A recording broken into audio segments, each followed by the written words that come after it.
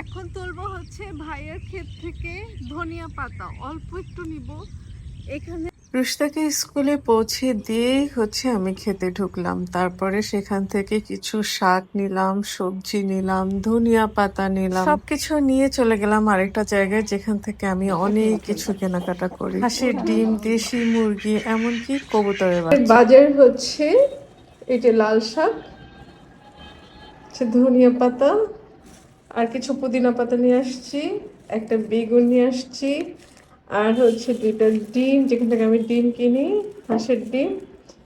আর হচ্ছে যেখান থেকে ডিম কিনছি ওখান থেকে ওই আপা আমাকে চালতার আচার বানাইছিল সেদিন আমি দেখছি, তো আমাকে একটু চালতার আচার দিয়ে দিল টেস্ট করার জন্য।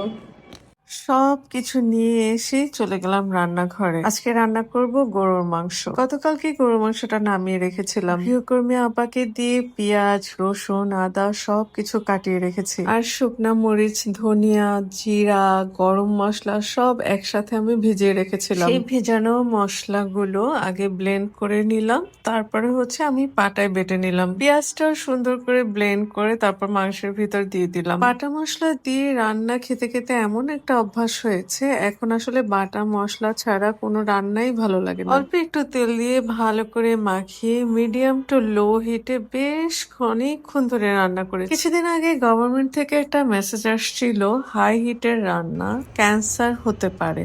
তাই এই মেসেজটা পড়ার পর থেকে আমি সবসময় মিডিয়াম টু লো হিটে রান্না করার চেষ্টা করি। আর তোমরা তো জানো আমি ইফতার করি ভাত দিয়ে। প্রধান খাবার হচ্ছে ভাত, তারপরে এটা সেটা